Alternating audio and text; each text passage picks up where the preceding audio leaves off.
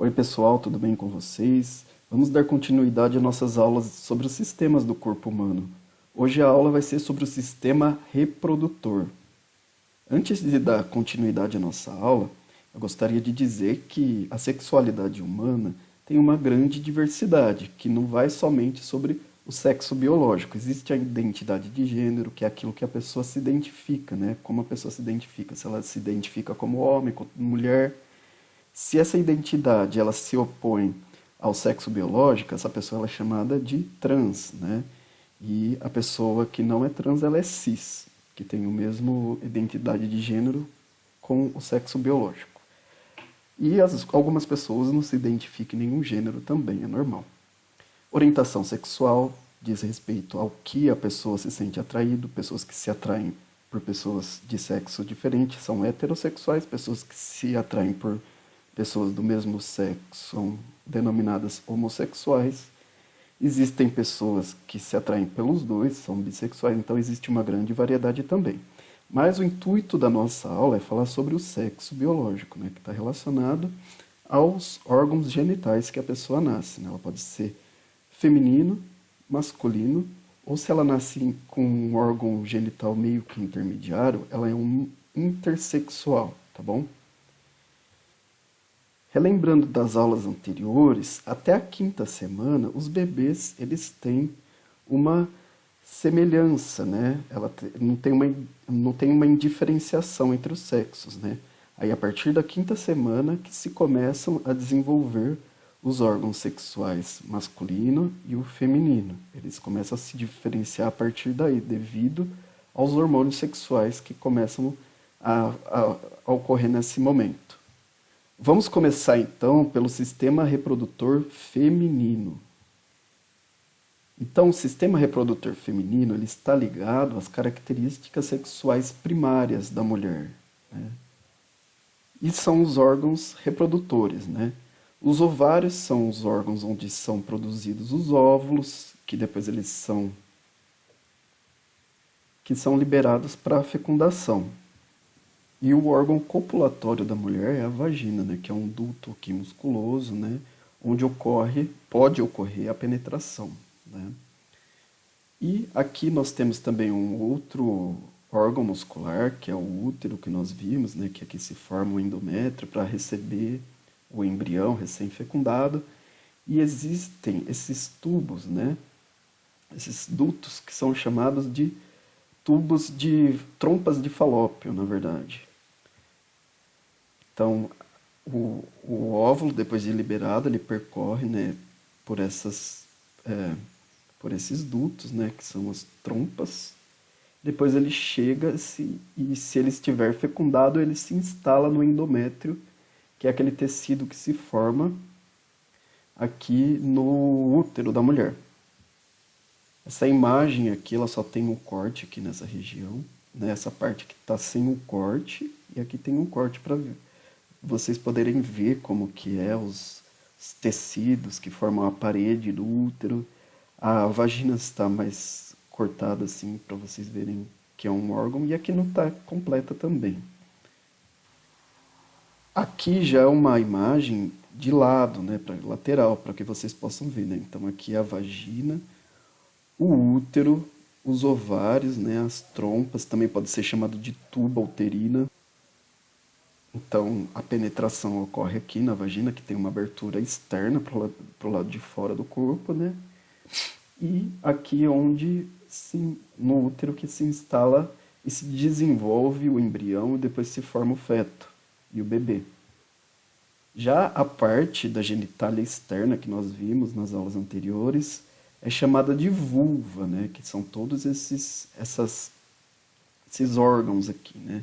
Então, nós temos a abertura da vagina, e nós temos os pequenos e os grandes lábios, o clitóris, toda essa região aqui compõe a vulva. E relembrando, né, que a uretra ela é um duto separado da vagina. Então, a urina sai por aqui e a vagina é onde a abertura da penetração. Além disso, também existem algumas outras aberturas, né, que são glândulas, que a glândula de Skinner, que são essas perfuraçõezinhas aqui que secreta o fluido ejaculatório feminino, e a glândula de Bartholin, né, que são orifícios muito difíceis de serem enxergados, né, que secretam um fluido lubrificante. Esses fluidos eles podem ser ou não percebidos, principalmente durante o ato sexual. Mais internamente aqui na região da vulva tem o clitóris, né, que é o órgão erétil feminino, né? Ele tem essa parte que fica externa, que é a glande do clitóris, que fica para o lado externo. Já do lado interno tem toda essa região aqui do clitóris. É uma região de grande... é uma zona erógena, né, que tem o prazer feminino. Assim como o pênis, né, o clitóris ele também tem um corpo cavernoso, né, que se preenche com sangue durante a relação sexual, durante uma excitação da mulher, e ele torna essa região mais sensível durante o sexo. Então, com a circulação com maior fluxo sanguíneo aqui nessa região, o clitóris fica entumecido e mais sensível. Então, assim, da mesma forma que o pênis aqui nesse canto e nesse outro canto ele tem uma ereção, o clitóris também ele tem essa ereção. Só que ele é geralmente muito menor que o pênis. Mas alguns animais, por exemplo as hienas, que essas hienas africanas aqui, a fêmea tem um clitóris muito grande, ele é até mesmo um órgão penetrável, né? Então aqui mostrando o pênis do macho e o clitóris da fêmea, né? É meio que difícil de diferenciar um do outro. Diferenciar somente por essas características. É claro que tem outras características que podem ajudar nessa diferenciação desses animais. Outra característica da vagina é que pode haver também corrimentos, né? Alguns são bem naturais, só que alguns são anormais, né? Alguns estão relacionados a infecções. Por exemplo, devido à vaginose bacteriana, que é causada por uma bactéria, pode haver um corrimento branco acinzentado com cheiro mais forte, né? Então, isso é um sinal de que pode ser que esteja com infecção de vaginose bacteriana. Outra infecção que pode gerar um corrimento é o quê? É a candidíase, né? Então vai ter um corrimento mais grosso, branco, mais solidificado e não tem cheiro, né? Então pode sempre nesses casos procurar um quê? Um ginecologista. Mesma coisa, existem outras doenças, essa daqui no caso a tricomaníase, ela é uma DST, né? Uma IST, na verdade, é uma infecção sexualmente transmissível, né? Então, quando tem um corrimento mais amarelado, esverdeado, um cheiro bem forte também, que causa coceira, ardência, deve ser procurado o ginecologista. Já no caso da candidíase, pode ter um tratamento por medicamento mesmo, mas sempre procure o médico. Então, olhando aqui nessa tabela, candidíase nem sempre é transmitida por sexo, né? A maioria não é a mesma coisa que uma IST, que é uma doença transmitida pelo ato sexual. No caso da gonorreia, tricomoníase, né, são doenças sexualmente transmissíveis. Agora vamos para o sistema reprodutor masculino.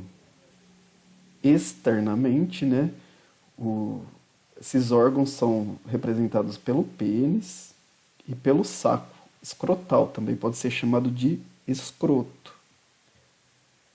O pênis é o órgão copulatório, né, que é o órgão penetrante, e aqui o saco escrotal onde ficam os testículos. O que é chamado geralmente de cabeça do pênis é cientificamente denominado glande, a glande, na verdade. E essa pelinha que cobre a glande é chamada de prepúcio. E o prepúcio ele fica preso à glande por um frênulo, né? Também pode ser chamado de freio. Então aqui é a glande, que é a cabeça, a região da cabeça. Essa região mais baixa que é a corona, né?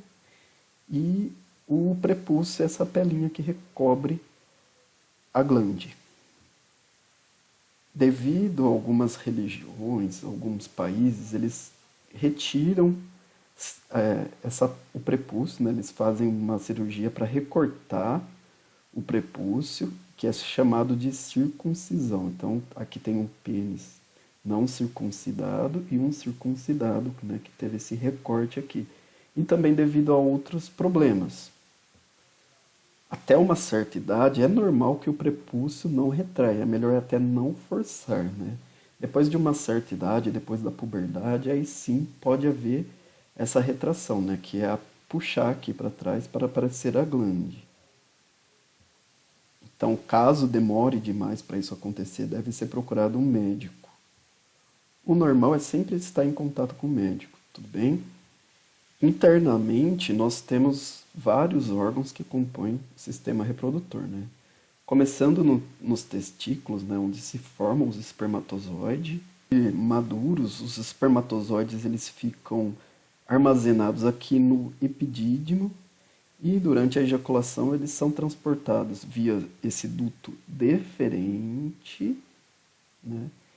Ele passa aqui até desembocar na uretra, né? Onde vai coletar a vesícula seminal que produz o sêmen. Outros líquidos também são produzidos pela próstata, né?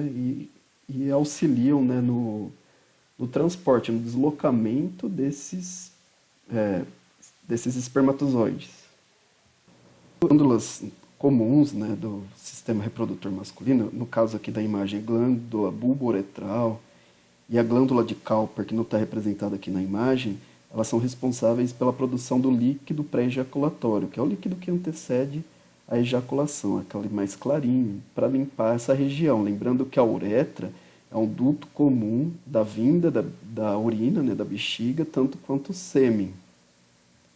É por isso que precisa haver essa limpeza. Essa imagem aqui já é um corte do pênis, né, mostrando que existe o corpo esponjoso, um corpo cavernoso, que são corpos eréteis, né, que são preenchidos com o sangue. Devido a esse preenchimento com sangue, né, aumenta-se o tamanho, o volume, né, do pênis, assim como ocorre também com o clitóris. Existe uma região que é interna, né, do pênis no corpo e uma que é mais externa. E a ereção ocorre assim tanto quanto do pênis quanto do clitóris devido a estímulos sexuais externos, né? E aí vai ocorrendo até o momento depois do orgasmo e da ejaculação, ele volta a ficar flácido.